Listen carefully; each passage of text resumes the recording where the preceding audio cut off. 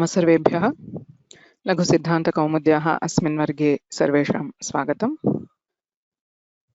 येनाक्षरसमाम्नायमधिगम्य महेश्वरात् कृत्स्नं व्याकरणं प्रोक्तं तस्मै पाणिनये नमः। वाक्यकारं वररुचिं भाष्यकारं पतञ्जलिं पाणिनिं सूत्रकारं च प्रणतोऽस्मि मुनित्रयं। नत्वा सरस्वतीं देवीं शुद्धां गुण्यां करोम्यहं पाणिनीयप्रवेशाय लघुसिद्धान्तकौमुदीम्। वेंकटकृष्ण महोदय।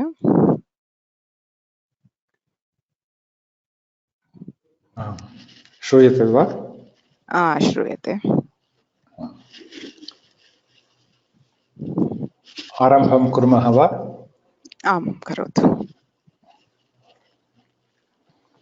अथ संज्ञाप्रकरणम् ऐ उन् ऋलिक् एओङ् ऐ औच् हयवरट् लण् ञमङणनम् झभञ् घढधश् जबगडदश् खफछठथचटतौ कपै शशसर् हल् इति माहेश्वराणि सूत्राणि।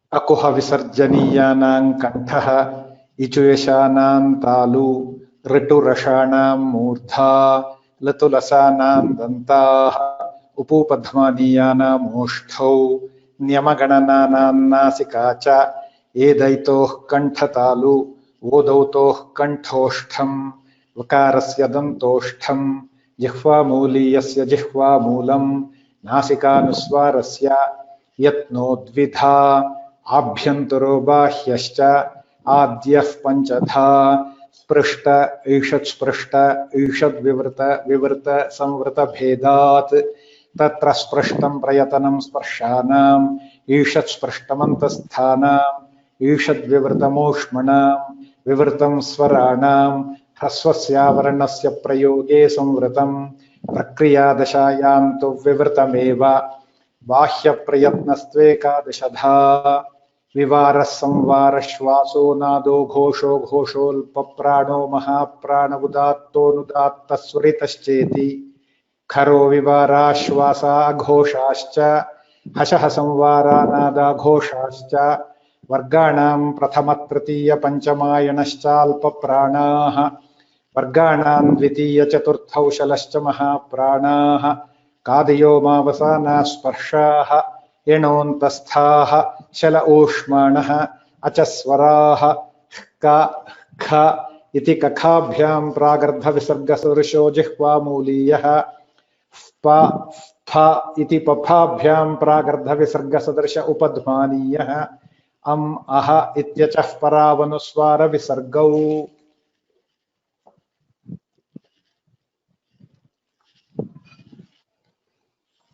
इको यणचि एचो यवायावः वान्तो इ प्रत्यये धातोस्तन्निमित्तस्यैव क्षय्यजयौ शक्यार्थे क्रय्यस्तदर्थे भय्यप्रवय्ये च छन्दसि एकः पूर्वपरयोः अन्तादिवच्च षत्वतुकोरसिद्धः आद्गुणः वृद्धिरेचि एत्येधत्योत्सु आटश्च उपसर्गाद्रतिधातौ वासुप्यापि शलेः औतोंशसोः एङ्गिपररूपम् ओमाङ्गोश्च उस्य पदान्तात् अतो गुणे अव्यक्तानुकरणस्यात इतौ नाम्रेडितस्यान्त्यस्य तु वा नित्यमाम्रेडिते डाचि अकस्सवर्णे दीर्घः प्रथमयोः पूर्वसवर्णः तस्माच्छसो नः पुंसि नादिचि दीर्घाज्यसि च वाच्छन्दसि अमि पूर्वः संप्रसारणाच्च एङः पदान्तादति ङसिङसोश्च ऋतवुत् ख्यत्यात् परस्य अतोरोरप्लुतादप्लुते हसि च वृद्धिरादैच् अदेङ्गुणः इको गुणवृद्धि न धातुलोप आर्धधातुके ङिति च दीधीवे वीतां हलोऽनन्तराः संयोगः मुखनासिकावचनोऽनुनासिकः तुल्यास्य प्रयत्नं सवर्णं नाज्झलौ ईदूदे द्विवचनं प्रगृह्यम् अदसोमात् शे निपात एका जनां ओत् सम्बुद्धौ शाकल्यस्येतावनार्ष्ये ऊञः ऊ ईदूतौ च सप्तम्यर्थे दाधाघ्वदाप् आद्यन्तपदेकस्मिन्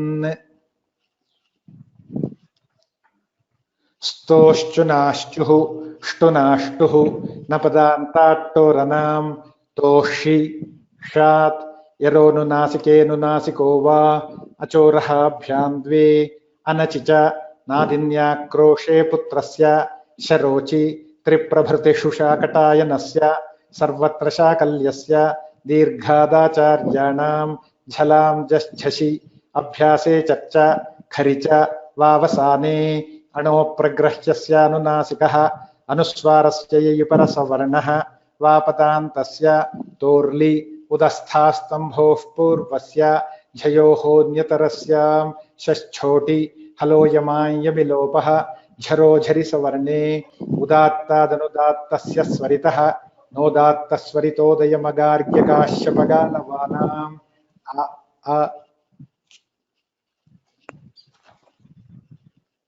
मतुवसोरुसम्बुद्धौ छन्दसि अत्रानुनासिकः पूर्वस्य तु वा आतोटि नित्यम् अनुनासिकात् परोऽनुस्वारः समः सुटि पुमः खय्यं परे नश्चव्यप्रशान् उभयथर्क्षु दीर्घादटिसमानपादे नृन्पे स्वतवान् पायौ कानाम्रेडिते ढोढे लोपः रोरि खरवसानयोर्विसर्जनीयः रोस्सुपि भो भगो अघो अपूर्वस्य योषि व्योर्लघुप्रयत्नतरः शाकटायनस्य लोपशाकल्यस्य ओतोगार्ग्यस्य ऊञि च पदे हलि सर्वेषां मोनुस्वारः नश्चापदान्तस्य झलि मोराजिसमह्क्वौ हेमपरे वा न परेनः ङुणोः कुक्तुक्षरि डस्य धुट् नश्च शितुक् ngamo ह्रस्वादचिगमुन्नित्यं मय उञ्यो वो वा विसर्जनीयस्य सः शर्परे विसर्जनीयः वाशरि कुप्पौः कहपौ च सोपदादौ इणः नमस्परसोर्गद्योः यदुदुपधस्य च प्रत्ययस्य ओं तत्सत्। अत्युत्तमम्, एक्सेलेंट, वेरी वेरी वेरी गुड प्रोनंसिएशन, बहु सम्यक् महोदय। धन्यवादः भगिनी। बहु सम्यक् उक्तम्। अपि च एकः अंशः सर्वैः दृष्टं वा न जानामि, अत्र अस्मिन् भागे विशिष्य यत्तु अत्र दत्तमस्ति तत्तु पठनसौकर्यार्थं सन्धिच्छेदं कृत्वा दत्तमस्ति, किन्तु वस्तुतः यदा पारायणं क्रियते तदा संहितया एव पारायणं करणीयं, तदेव उत्तमं भवति, यथा अद्य महोदयेन कृतं। प्रारम्भिकस्तरे पाठनवेलायामपि सन्धिविभजनं कृत्वा पाठ्यते, यतोहि दीर्घं वक्तव्यं चेत् क्लेशः स्यादिति, किन्तु यदा अभ्यासः कृतः ततः परम् एवं संहितया कथनम् अभ्यसनीयं, यत्नो द्विधा अभ्यन्तरो बाह्यश्च इत्येवं क्रमेण। तत्र विशिष्य किं तथा विलिख्य पठनम् इति भिन्नं, किन्तु ऑन द गो सन्धिकरणं सन्धिच्छेदः उभयस्य अभ्यासं कुर्मः चेत् गीतादि पारायणेषु अपि श्लोकपारायणादिषु अपि तत्तु महते लाभाय भवति। अस्तु, अग्रे गच्छामः। हल् सन्धि प्रकरणे अन्तिमः खण्डः अस्माभिः अद्य अधीयते।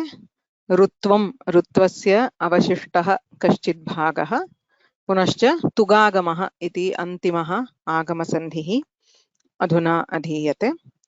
तत्र ऋत्वप्रकरणम् इति यत् पश्यामः, ऋत्वं तत्सम्बद्धानि कार्याणि इति, तत्र सामान्यतः 4 सोपानानि भवन्ति। आदौ ऋत्वविधायकं किञ्चित् सूत्रं भवति, यथा समस्सुटि, पुमःखय्यं परे, नश्चव्यप्रशान्। सम् इत्युपसर्गस्य सुटिपरे ऋत्वं भवति। पुम् शब्दस्य अम्परे खयि ऋत्वं भवति। नान्तस्य पदस्य अम्परे छवि रुत्वं भवति। इत्येवं रुत्वविधायकम् एकं सूत्रं भवति। ततः परं रोः पूर्वस्य अनुनासिकः अथवा अनुस्वारः इति विकल्पद्वयम्। अत्रानुनासिकः पूर्वस्य तु वा अनुनासिकात् परोनुस्वारः इति सूत्रद्वयेन यत्र यत्र रुत्वं क्रियते तत्र अनुनासिकः अनुस्वारः इति भेदद्वयं सम्भवति। ततः रोः विसर्गादेशः भवति। खर्वसानयोर्विसर्जनीयः इति सूत्रेण अग्रे खर्वर्णः भवति इत्यतः रोः स्थाने विसर्गादेशः भवति। तस्य च विसर्गस्य प्रायेण सकारः। अद्य पश्यामः अन्यदपि कार्यं भवति। एतावता दृष्टे तु सकारादेशः भवति। संपुङ्कानां सोवक्तव्यः इति वार्तिकेन सं पुं कान् इति त्रयः शब्दाः। कान् शब्दस्य रुत्वम् एतावता न दृष्टम्, अद्य पश्यामः। सं पुं कान् त्रिषु शब्देषु अनेन वार्तिकेन सकारादेशः भवति। अन्यत् सर्वं बाधित्वा भवति। संभवः अन्येषां सूत्राणां भवितुमर्हति, किन्तु तत्सर्वं बाधित्वा अनेन वार्तिकेन नित्यं सकारादेशः विधीयते। यत्र तु तद्भिन्नम् अस्ति तत्र विसर्जनीयस्य सः इति सूत्रेण विसर्गस्य सकारादेशः भवति। एवं च अत्र समस्सुटी इति सूत्रस्य उदाहरणत्वेन संस्कर्ता संस्कर्ता इति रूपाणि दृष्टानि। पुमः खय्यं परे इत्यत्र पुंस्कोकिलः पुंस्कोकिलः इति। नश्चव्यप्रशान् इत्यत्र तु चक्रिंस्त्रायस्व चक्रिंस्त्रायस्व इति। नान्तस्य पदस्य अम्परे छवि रुत्वं भवति। इदानीम् अन्यानि कानिचन सूत्राणि सन्ति, तत् पश्यामः। ततः पूर्वं गतवर्गे मया अनवधानेन किञ्चिदुक्तं, तत् गणे मया तद्विषये उक्तमपि पुनः वक्तुम् इच्छामि। तत्र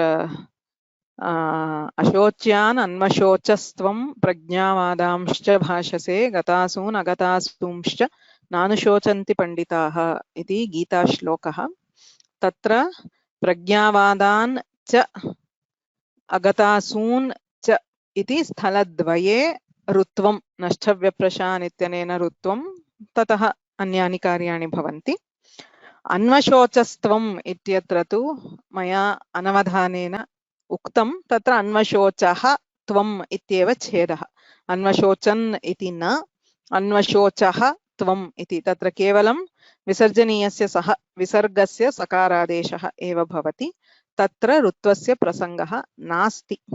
मया तस्मिन् समये सम्यक् न स्मृतः श्लोकः, अतः उक्तं। कृपया तत्र यदि केनचित् लिखितमस्ति तर्हि तत्र परिष्कारं कुर्वन्तु।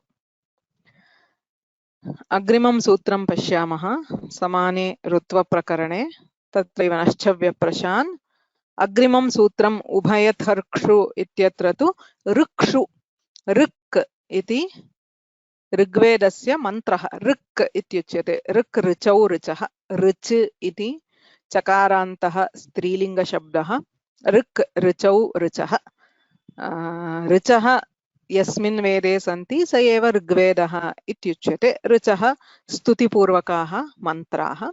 अतः इदं सूत्रम् उभयथर्क्षु इति सूत्रं तु वेदविषये ऋङ्मन्त्राणां विषये एव प्रवर्तते, अतः लघुकौमुद्यां न पठ्यते। अग्रिमं सूत्रमस्ति नृन् पे इति। नृन् इति वस्तुतः षष्ठी विभक्त्यन्तं भवेत्। अत्र विभक्तिः न श्रूयते, अतः लुप्तविभक्तिकः निर्देशः इति स्वीक्रियते। षष्ठ्यर्थः तत्र अस्ति। पे इति सप्तमी विभक्तिः। रुः इति अनुवर्तते। उभयथा इत्यपि अनुवर्तते। पूर्वतनसूत्रात् उभयथा अस्माभिः पूर्वमेव पदत्रयं दृष्टं। वा विभाषा अन्यतरस्याम्, एवमेव उभयथा बोत् वेस् कदाचित् भवति कदाचित् न। नृन् इत्यस्य ऋत्वं विकल्पेन भवति पे इति सूत्रार्थः। तत्र नृन् इति नृ शब्दस्य द्वितीया विभक्तौ बहुवचनान्तं रूपम्। नृ शब्दः ऋकारान्तः शब्दः अस्ति। ऋकारान्तः नृ शब्दः पितृशब्दवत् भवति। नरौ नरः, नरं नरौ नृन् इति। नर शब्दः भिन्नः अस्ति, अकारान्तशब्दः। तस्य अस्य च अर्थः समानः। मनुष्यः इत्येव अर्थः, किन्तु शब्दः भिन्नः। शब्दः तु नृ इति ऋकारान्तः शब्दः, तस्य द्वितीया विभक्तौ बहुवचने नृन् इति भवति। पे इति सप्तमी विभक्तिः। पे नाम पकारे परे। नृन् इति शब्दः द्वितीया विभक्तौ एकवचनान्तः क्षम्यतां बहुवचनान्तः एक एव शब्दः स्वीक्रियते। So this sutra is limited to a single word, नृन्। स एव शब्दः भवेत्, तस्य शब्दस्य पकारे परे। नृन् शब्दस्य पकारे परे ऋत्वं भवति। कथं भवति? उभयथा। उभयथा इत्युक्ते विकल्पेन इत्यर्थः। नाम क्वचित् भवति क्वचिन् न भवति। अतः नृन् शब्दस्य पे पकारे परे ऋत्वं विकल्पेन भवति इति सूत्रार्थः। सो नृन् शब्दस्य नकारः अस्ति, तस्य पकारे परे पकारादिः यः कोऽपि शब्दः भवितुम् अर्हति। तस्य स्थाने ऋत्वं भवति। नृन् पाहि इति शब्दः अस्ति। नृन् पाहि इत्युक्ते मनुष्यान् रक्ष इत्यर्थः। कञ्चित् प्रार्थना। तत्र नृन् पाहि इति स्थिते नृन् शब्दस्य यः नकारः अग्रे पकारः अस्ति, नकारस्य स्थाने ऋत्वं भवति। नृ पाहि इति भवति। नकारस्य पकारे परे ऋ आदेशः। नृर् पाहि इति भवति। उभयथा विकल्पेन भवति इति उक्तत्वात् यदा ऋत्वं न भवति तदा नृन् पाहि इत्येव रूपं भवति। अग्रे तु यानि कार्याणि ऋत्वसम्बद्धानि उक्तानि तानि भवन्ति। नृन् पे इति ऋत्वम्। अत्रानुनासिकः पूर्वस्य तु वा अनुनासिकात् परोनुस्वारः, अतः नृर् पाहि नृमृ पाहि। अग्रे पकारः अपि खर्वर्णः, खरवसानयोर्विसर्जनीयः इत्यनेन विसर्गः। नृः पाहि नृम्ः पाहि। अधुना अत्र किं भवति इति प्रश्नः। अत्रापि विसर्जनीयस्य सः इत्यनेन विसर्गादेशे प्राप्ते तस्य अपवादभूतं सूत्रम् अस्ति कुप्वोः कः पौच इति। विसर्जनीयस्य सः इत्यस्य अपवादः कुप्वोः कः पौच। तत्र विसर्जनीयस्य इति अनुवर्तते, विसर्जनीयः इत्यपि अनुवर्तते। कुप्वोः कु पु एतयोः सप्तमी विभक्तौ द्विवचनान्तम् इदं कुप्वोः इति। कः पौ क प एतयोः प्रथमा विभक्तौ द्विवचनान्तं च इति अव्ययम्। विसर्जनीयस्य इति षष्ठी, विसर्जनीयः इति प्रथमा। कः अर्थः? कु पु वयं जानीमः अथवा विस्मृतवन्तः स्मः। अणुदित् सवर्णस्य चाप्रत्ययः। कु चु टु तु पु एते उदितः। उदित् सवर्णस्य ग्राहकः भवति इत्यनेन कवर्गः पवर्गः इति निर्देशः। कूपु कवर्गे पवर्गे च विसर्जनीयस्य विसर्जनीयः इति विसर्गस्य पर्यायवाचकशब्दः विसर्गस्य स्थाने कः पौ स्तः क इति जिह्वामूलीयः प इति उपध्मानीयः जिह्वामूलीयः उपध्मानीयश्च आदेशः भवति चाद् विसर्गः च इति उक्तं केवलं जिह्वामूलीय उपध्मानीयौ न चकारात् पूर्वतनसूत्रात् विसर्जनीयः इत्यपि अनुवर्तते अतः एकस्मिन् पक्षे जिह्वामूलीय उपध्मानीयौ अपरस्मिन् पक्षे विसर्गः इति तात्पर्यम् विसर्जनीयस्य सः इत्यस्य इदं सूत्रम् अपवादभूतं भवति श्रूयते किल Can you hear me?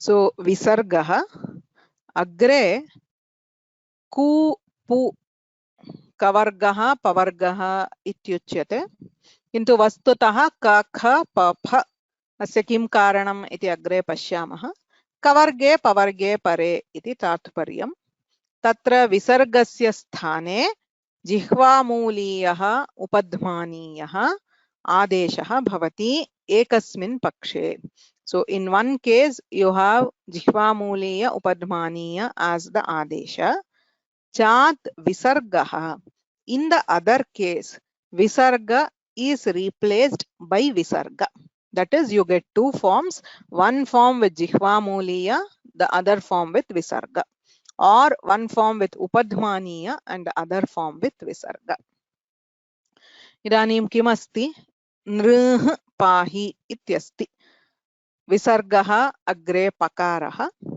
इदानीं विसर्गस्य पकारे परे उपध्मानीयः आदेशः भवति तत्र उपध्मानीयस्य चिह्नं किम् इत्यत्र भेदाः सन्ति बहुषु पुस्तकेषु उभयोः समानरीत्या इदं चिह्नम् उपयुज्यते यूनिकोड मध्ये तु वस्तुतः एवं उपध्मानीयस्य एवं लिख्यते जिह्वामूलीयस्य एवं लिख्यते सः तु लेखनभेदः एव उच्चारणे भेदः नास्ति उपध्मानीयः जिह्वामूलीयः इति जानीमः चेत् पर्याप्तं भवति सो उपध्मानीयः आदेशः भवति चेत् नृः पाहि अत्र sorry there is a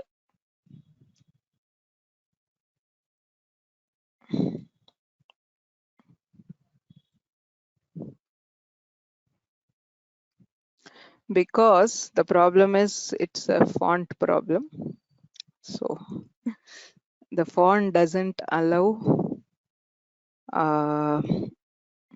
both symbols together but it's actually there is an anunasika rikara nr pahi nrum pahi evam अनुनासिकः उपध्मानीयः अथवा अनुनासिकऋकारः विसर्गः इत्येवं रूपद्वयं भवति अनुस्वारस्य पक्षे अपि रूपद्वयं भवति अत्र प्रत्यागच्छामि so you have नृः पाहि and नृम्ः पाहि नृन् पे इत्यनेन ऋत्वं कृतं रोः विसर्गः कृतः इदानीं विसर्गस्य स्थाने कुप्वोः कः पौ च इत्यनेन उपध्मानीय आदेशः क्रियते चेत् रूपद्वयं भवति अनुस्वारस्य एकं रूपम् अनुनासिकस्य एकं रूपम् तेनैव सूत्रेण विसर्गस्य स्थाने विसर्गः आदेशः विधीयते तदा एवं रूपद्वयं भवति अत्रापि अनुनासिकस्य एकं रूपम् अनुस्वारस्य एकं रूपम् ऋत्वस्य अभावपक्षे नृन् पे इत्यत्रैव उभयथा इति विकल्पः दत्तः यदि ऋत्वं न क्रियते तर्हि नृन् पाहि इत्यपि रूपं भवति एवञ्च पञ्च रूपाणि अत्र सम्भवन्ति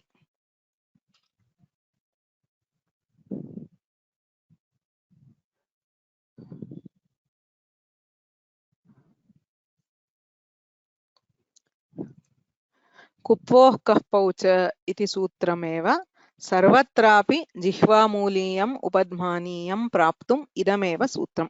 So this is the sutra. So he has introduced it in Laghu Kaumudi in this particular context, but wherever we have Jihvamuliya and Upadhmaniya, I hope in this class at least you are clear of what is Jihvamuliya and Upadhmaniya. We have studied that long ago in the Samnya Prakaranam itself. So Visarga followed by that Kakara, that Ardha Visarga Sadrishaha Jihvamuliyaha. Kah khanati, Ramah kaha ityadishu, that ak or ak sound is called Jihvamuliya. When you have pakara or phakara, antahpuram, taruh phalati, that sound is called upadhmaniya. And how do those come by? By this sutra. Swataha kutrapi jihvamuliyaha upadhmaniyaha na bhavati. Visargaha visargasya sthane etau varnau adesha rupau bhavatah. Yatra kutrapi visargat kavargah pavargo va paratah asti chet tatra visargasya sthane kavarge pare jihvamuliyah pavarge pare upadhmaniyah adeshah bhavati iti vyavastha. Sopi adeshah nityah nasti kintu ekasmin pakshe jihvamuliyah aparasmin pakshe visargah. There will be a subtle difference in pronunciation. So Visarga itself is a very short letter. So half that, so Nrum Pahi or Antahpuram is Jihvamuliya. Antahpuram, if you allow the Visarga, that is the release of breath fully, it is Visarga. If you cut that release in half, it is Upadhmaniya. Both forms are always correct. That is, in whichever context you have Jihvamuliya or Upadhmaniya, you can also pronounce it fully as the Visarga. Both are correct. But it is easier to pronounce Jihvamuliya and Upadhmaniya, so it is preferred. It is like Parasavarna. Okay, so Parasavarna is also optional, Padante, but it is much easier to pronounce. So generally in Samhita Patha, we prefer the Parasavarna. Similarly, in case of Jihvamuliya and Upadhmaniya, we prefer with, especially Samhita Patha, when we are chanting shlokas, or we prefer the Jihvamuliya Upadhmaniya and not the Visarga, even though it is correct. So coming back, it says Kupvoho. So Kavarga, Pavarga in general, but effectively it happens only for Ka and Kha, Pa and Pa. Why? Because if you have any other letter, you will never get Visarga. Visargaha katham bhavati tadapi smartavyam gatavarge drishtam kharavasanayor visarjaniyaha. Khar varne pare eva visargaha bhavati. So अस्माकं किमस्ति कवर्गः इत्युक्ते क ख ग घ ङ पञ्चवर्णाः सन्ति, किन्तु यदि अग्रे गकारः घकारः ङकारो वा अस्ति, विसर्गः नैव सम्भवति. We will never have a visarga preceding the ga gha nga. Khari pare eva visargaha bhavati. Khar ityukte ka kha evameva pa pha ityeva. What we study as visargasya ukaradeshaha, so that will be the topic of our next chapter in Visarga Sandhi. We will see that in the Paninian system, there is no visarga there. Say Ramo gacchati ityatra visargaha nasti. Rama r gacchati rephasya sthane yakaradeshaha bhavati athava rephasya sthane utvam bhavati. So if it is lopa, then in case of visarga lopa and visarga utvam, there is no visarga involved.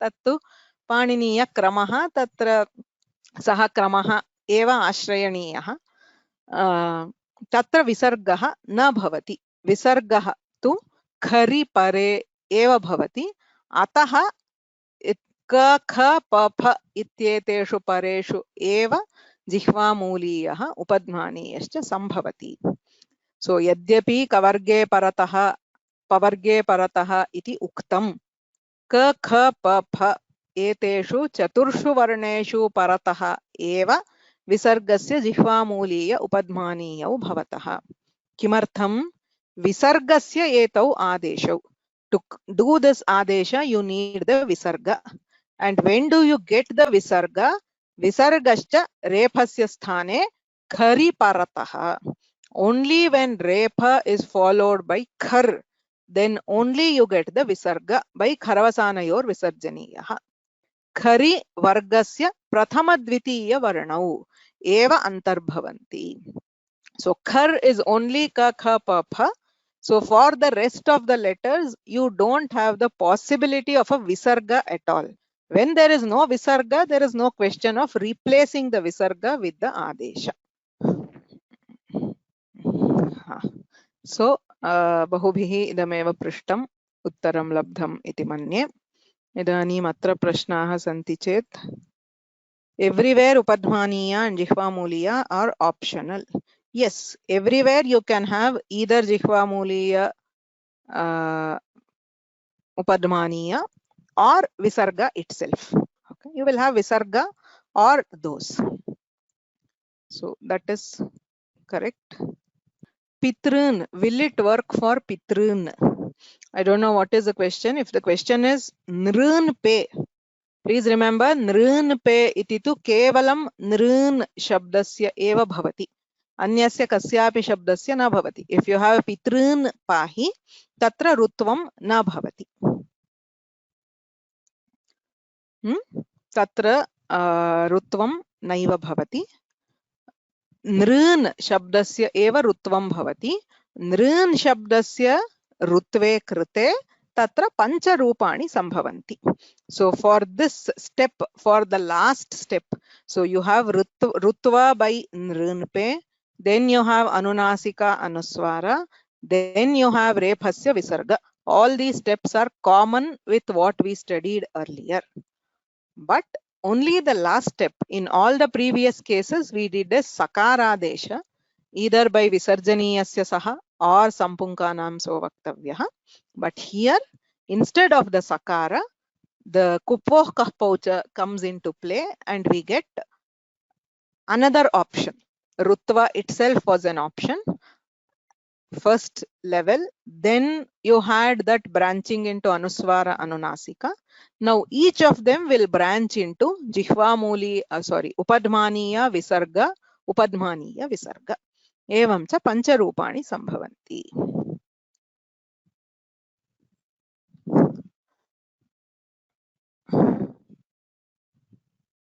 upadhmaniya is pronounced like f no upadhmaniya is an osthya varna upopadhmaniyanam oshthyau f the f sound in English is a dantosthya like v when we say vakarasya dantoshthyam tatra uparitana danta panktihi adharostham so the lower lip and the upper teeth that is a dantosthya vakara the f sound of English or Hindi it is a similar dantosthya but the upadhmaniya is an osthya you need both lips not danta and osthya so tatra antah इत्यत्र ओष्ठद्वयस्य साहाय्येन इव उच्चारणं क्रियते न तु अन्तः इति सः दोषः there is another question padamadhye no jihvamuliya and upadhmaniya correct it is a correct deduction because jihvamuliya upadhmaniya are always adesha for visarga visarga comes only in padanta पदान्तस्य रेफस्य खरी अवसाने विसर्गः अतः पदमध्ये न भवति कदाचित् श्रूयते यथा दुःखम् इत्यादिषु तत्रापि दुर् इति उपसर्गः पृथक् पदम्. That dukham is probably the only word where it appears as if it is in between a word, but then dur is a separate word. Padante tvam eva asti. Punah punah. Tatrapi punah punah iti padadvayam eva. समस्तपदे मध्ये भवति, किन्तु समस्तपदे अपि अन्तःपुरम् इत्यादिषु पूर्वपदं पृथक् पदम्, अतः पदान्ते भवति, apadante na bhavati.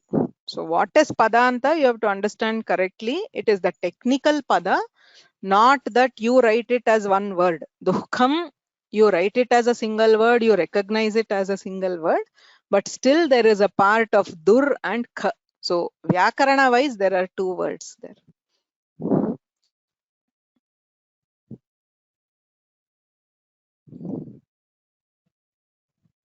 Okay. अग्रे गच्छामः. अत्र विषयद्वयं ज्ञातम्. एकं तु नृन् इत्यस्य ऋत्वविषये ज्ञातम्, अपरं तु जिह्वामूलीय उपध्मानीययोर्विषये ज्ञातम्. एतत् स्मर्तव्यम्. अत्र प्रसङ्गवशात् ऋत्वप्रसङ्गे विसर्गसन्धेः कानिचन सूत्राणि अपि अधीयमानानि सन्ति. अग्रे पुनरावर्तनं कुर्मः. The sutras खरवसानयोर्विसर्जनीयः, विसर्जनीयस्य सः, कुपोः कः पौच, all this technically belong to Visarga Sandhi. We will revise them again when we start Visarga Sandhi. अत्र इतोपि द्वित्राः प्रश्नाः सन्ति. नृन् पे इत्यस्य विषये. तत्र उभयथा इत्यस्य अर्थः पृष्टः, मया उक्तं विकल्पः इत्यर्थः. ऋत्वम् अपि भवति, अन्यदपि, अर्थात् ऋत्वाभावः अपि भवति इत्यर्थः. अत्र लुप्तविभक्तिकम् इत्यस्य विषये अपि पृष्टं. पूर्वमपि उक्तम् इति मन्ये. कदाचित् सूत्रेषु विभक्तिः न श्रूयते. Like नृन्, नृन् is a shabda, but what this sutra means is नृन् शब्दस्य इति षष्ठी विभक्त्यर्थः तत्र अस्ति, किन्तु षष्ठी विभक्तिः न श्रूयते. यथा पुम् इत्यस्य पुमः, पुमः रुः, एवं सम् इत्यस्य समः सुटि इत्यत्र सर्वत्र षष्ठी विभक्तिः श्रूयते. अत्रापि वस्तुतः नृनः पे इति वक्तव्यम्.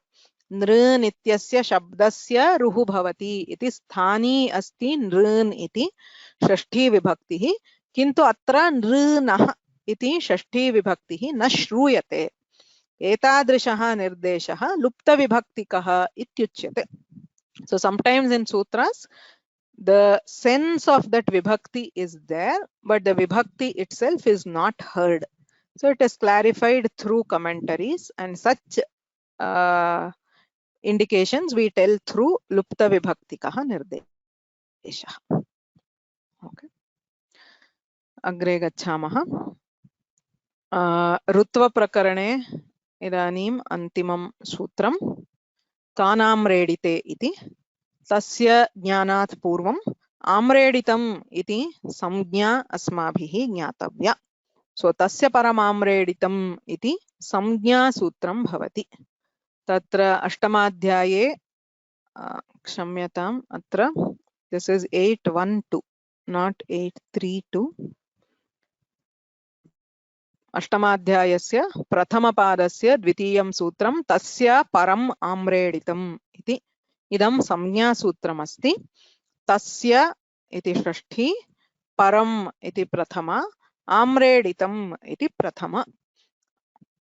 द्विरुक्तस्य परम् आम्रेडितं स्यात् इति सूत्रार्थः. इदं संज्ञासूत्रम् आम्रेडितम् इति संज्ञा अनेन विधीयते. किं नाम आम्रेडितं? तस्य परम्.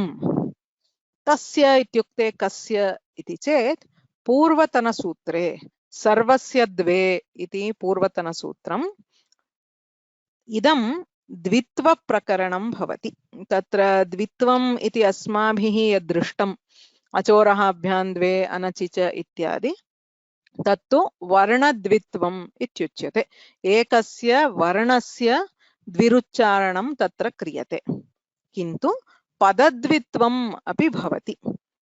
इदानीमेव केनचित् उक्तं पुनः पुनः मुहुर्मुहुः, दिने दिने, काले काले इत्यादि अस्माभिः बहुत्र द्वित्वं क्रियते, पदस्य द्वित्वं। नमो नमः पुनः पुनः क्रियते। किमर्थं क्रियते इति चेत् एकं प्रकरणम् अस्ति. So if you look at this whole section, सर्वस्य द्वे इति सूत्रमस्ति, ततः आरभ्य सर्वस्य नाम सर्वस्य पदस्य द्वित्वं भवति, सम्पूर्णस्य पदस्य द्वित्वं भवति। भिन्नेषु प्रसंगेषु द्वित्वम् उच्यते। यत्र यत्र एवं पदस्य द्वित्वं क्रियते तस्य परम् एवं द्वित्वे कृते परं नाम द्वितीयः भागः आम्रेडितम् इति उच्यते। यथा इदानीं पुनः शब्दः अस्ति, मया पुनः पुनः इति द्वित्वं क्रियते चेत् द्वितीयः पुनः शब्दः आम्रेडितसंज्ञकः भवति। तस्य द्विरुक्तस्य परं द्वितीयं यदस्ति तत् आम्रेडितसंज्ञं भवति इति सूत्रार्थः. So amredita is just a samgya. Wherever we do doubling of words, where we do is a totally different context. Tadartham dvitva sutrani adhyetavyani. But we know mostly kada kriyate? Repetition. Nitya vipsayoho iti sutram asti. Vipsa ityukte repetition of an action. Nityam or something which is happening very regularly or constantly. Teshu sandarbheshu vayam dvitvam kurmah. Punah punaha agachati. Punaha agachati means he comes once more. Could be once more. But punah punaha agachati ityukte kaha arthaha. He keeps coming repeatedly. So that repetition is denoted by that dvitva. Right? एवमेव बहुत्र काले काले वृक्षेभ्यः जलं दीयते. So at intervals, so you are not giving water once, but at regular intervals you are repeatedly giving water. एवं वीप्सार्थे अन्येषु अर्थेषु द्वित्वं भवति. यत्र द्वित्वं भवति तत्र द्वितीयस्य भागस्य आम्रेडितसंज्ञा भवति इति अनेन सूत्रेण ज्ञायते. किमर्थम् आम्रेडितसंज्ञा ज्ञातव्या इति चेत् अग्रिमसूत्रे कानाम्रेडिते इति सूत्रं, तत्र आम्रेडितम् इति संज्ञा शब्दस्य उपयोगः कृतः. इदं ऋत्वप्रकरणे अस्ति सूत्रं कान् इति. अत्रापि कान् शब्दस्य इत्यर्थः. यथा नृन् इत्यत्र षष्ठ्यर्थः अस्ति, विभक्तिः न श्रूयते, एवम् अत्रापि कानः कान् शब्दस्य इत्यर्थः. लुप्तविभक्तिकः निर्देशः. आम्रेडिते परे, कान् शब्दस्य आम्रेडिते परे ऋत्वं भवति. कान् नकारस्य, कान् शब्दस्य यः नकारः तस्य रुः ऋत्वं भवति आम्रेडिते परे. इत्युक्ते कः अर्थः? कान् कान् इति द्वित्वं भवति. कान् कान् पृच्छामः इति प्रयोगः. Whom do we ask? It is not one person. It is like you are asking many people. So you are so tired that you are making an expression कान् कान् पृच्छामः. Or you want to collect information from multiple people. So there is a repetition for which there is a dvitva. Yada dvitvam asti amredite pare.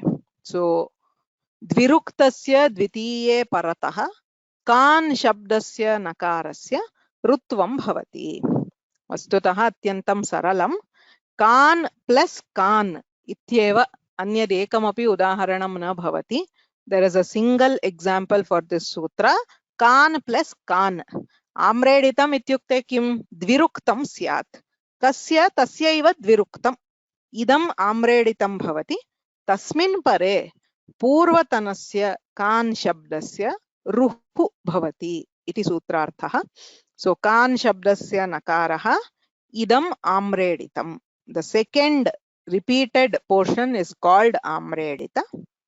So तस्य स्थाने ऋत्वे कृते का ऋ कान् ऋत्वम् आदेशः सो कार् कान् इत्यस्ति इदानीम् अग्रे अन्यानि कार्याणि अनुनासिकः अनुस्वारः खरवसानयोर्विसर्जनीयः संपुङ्कानां सो वक्तव्यः सो संपुं पूर्वं दृष्टं कानाम् इत्युक्ते कान् शब्दस्य सं शब्दस्य पुं शब्दस्य कान् शब्दस्य च सकारादेशः भवति यदि इदं वार्तिकं नास्ति तर्हि अत्र किं क्रियते यथा नृः पाहि इत्यत्र उपध्मानीयः एवम् अत्रापि जिह्वामूलीयस्य विकल्पः स्यात् किन्तु वार्तिकेन विशिष्य सकारादेशः दीयते कांस्कान् कांस्कान् इति रूपद्वयं सिद्ध्यति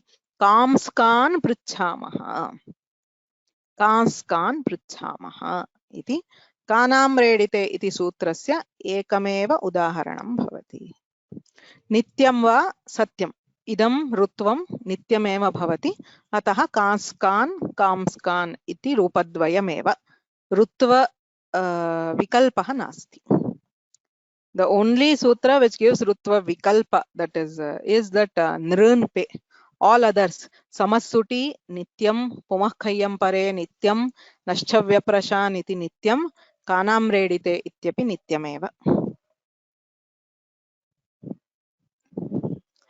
antimah sandhi 7:25 I may take 5 or 10 minutes extra today because I want to finish this off today. So please excuse यदि कार्यान्तरम् अस्ति तर्हि गन्तुमर्हन्ति अग्रे मुद्रणं श्रोतुं शक्यते इदमद्य समापयितुम् इच्छामि अन्तिमः सन्धिः तुगागमः इति अयं विशेषः अयम् आगमः अष्टमाध्याये नास्ति अपि तु षष्ठाध्याये अस्ति so there are reasons we will not go into reasons here but this section of Tugagama is in the 6th chapter just before ikoyanachi vastutah samhitadhikarat purvam tugagamah arabhyate so the section just before ikoyanachi so samhitayam checha dirghat padantadva it angmangoscha dirghat padantadva iti chatvari sutrani idamapi yojayitva pancha tugagama sutrani यण् सन्धेः पूर्वं सन्ति तत्र सूत्रद्वयम् अत्र लघुकौमुद्यां दीयते छे च इति सूत्रम् ह्रस्वस्य इति अनुवर्तते ह्रस्वस्य पिति कृति तुक् इति सूत्रं ततः तुक् इति अनुवर्तते प्रथमान्तं ह्रस्वस्य इति षष्ठ्यन्तम् अपि अनुवर्तते ह्रस्वस्य छे तुक् छे नाम छकारे परे ह्रस्वस्य तुक् इति आगमः अयमपि कित् आगमः आद्यन्तौ टकितौ इत्यनेन अन्तादेशः भवति ह्रस्वस्य अन्तावयवः अयं तुगागमः भवति ह्रस्वः छकारः तुगागमः नित्यः अयमंशः प्रायः सर्वैः अत्र दोषः क्रियते विशिष्य वाक्ये छकारादीनि पदानि सन्ति चेत् तत्र तुगागमः निश्चयेन कर्तव्यः इत्येव नियमः संहिता अस्ति चेत् संहिताधिकारे अस्ति अतः संहिता विवक्ष्यते चेत् तत्र तुगागमः कर्तव्यः शिव छाया इत्यस्ति शिव इत्यत्र अकारः ह्रस्वः अग्रे छकारः तस्य ह्रस्वस्य अन्तावयवः तुक् तकारः शिव त् छाया इति भवति अग्रे तु अन्यानि सूत्राणि शिवत् छाया पदान्ते अस्ति झलाञ्जशोन्ते इत्यनेन जष्ट्वं भवति शिवद् छाया ततः स्तोश्चुनाश्चुः इत्यनेन श्चुत्वं भवति दकारस्य जकारः पुनः खरिच इत्यनेन चर्त्वे शिवच्छाया इति रूपम् स्वच्छन्दं स्वच्छन्द तत्र स्वच्छन्द इति भवति मम छात्रः मम छात्रः मम छात्रः इत्येवं ह्रस्वस्वरस्य छकारे परे नित्यं तुगागमः भवति। पदान्ते अपि भवति अपदान्ते अपि भवति, किन्तु अपदान्तस्य उदाहरणानि इदानीं नापेक्ष्यन्ते। वयं प्रायेण पदान्ते पश्यामः। अग्रिमं सूत्रमस्ति पदान्तात् वा इति।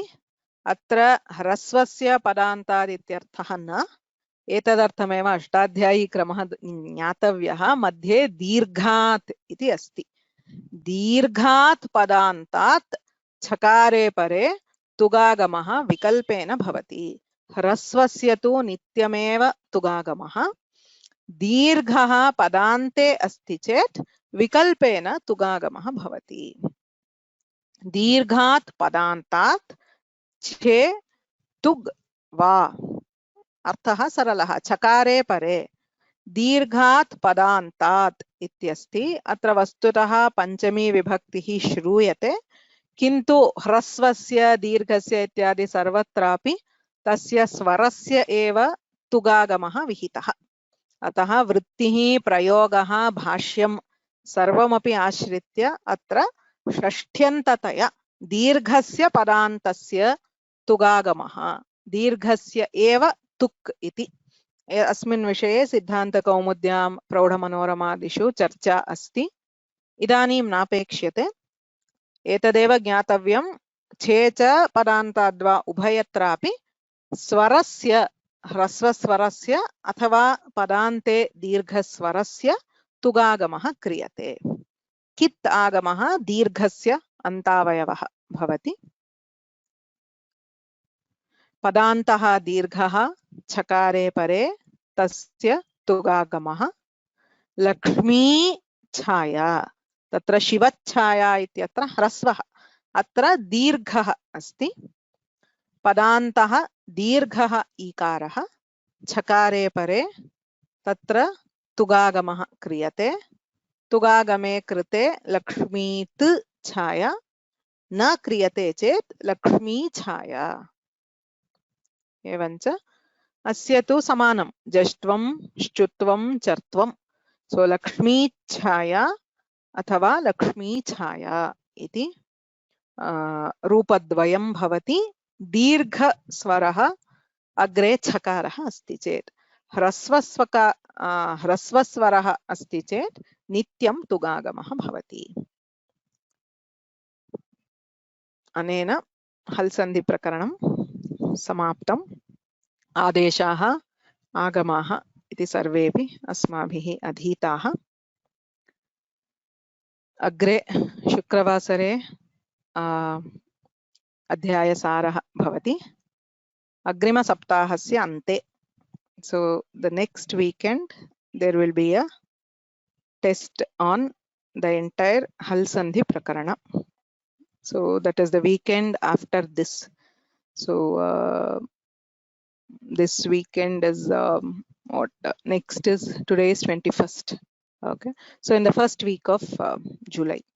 So that first weekend, I'll send the notification later, but just to allow you to prepare both the Adesha and Agama, it will be a normal multiple choice test. Purvam asmabhihi yatha kritam tatha kevalam bahuvikalpa prashnaha. So it will be through Google Forms, only objective. So please prepare both Adesha and Agama. Sampurnam Halsandhi Prakaranam Ashritya Pariksha Bhavishyati.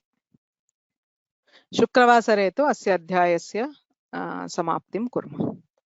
Yena akshara samamnayam adhigamya maheshwarat kritsnam vyakaranam proktam tasmai paninaye namah. Vakyakaram vararuchim bhashyakaram patanjalim paninim sutrakaram cha pranatosmi munitrayam natva saraswatīm devīm shuddhāṃ guṇyāṃ karomyaham paniniya praveshāya laghu siddhānta kaumudim. When will be the final exams iti kaschit prashnah prachyate. So tentatively, as I said, next weekend we will have the test for Halsandhi Prakaranam. I have still not decided the dates, but I will let you know the dates, but start preparing. It will be there one day here or there. So by the next weekend or the beginning of the week after that, there will be a test on Hal Sandhi. After that, we will have the Visarga Sandhi. Visarga Sandhi Prakaranam is pretty small. We will need just 4 or 5 classes for it. So I am hoping to complete Visarga Sandhi Prakaranam by the end of July. Okay. So mid-August. Okay. So mid-August will likely be the final exam. Okay. It's all tentative because it's not yet fixed. But that is the general idea. Yes, this test, the coming test will have both the chapter 6 and 7. Ubhayam ashritya hal sandhi prakaranam bhavati. Exact dates I will let you know, but you can start preparing. Okay, I know there is a big pending thing from my side is the marks for the last exam. Yes, it is almost done. I know I've been promising since a long time, but there are a lot of other stuff has been happening. So it is nearly done. Hopefully, I want to give those papers before the next test. So I will try for it. Okay. There are people who are asking, you need more. 1 week preparation. That is why I've given you 2 weeks. So you have this week and next week. Maybe I'll give a bit more. Let's see. I have not yet decided the final one. So we'll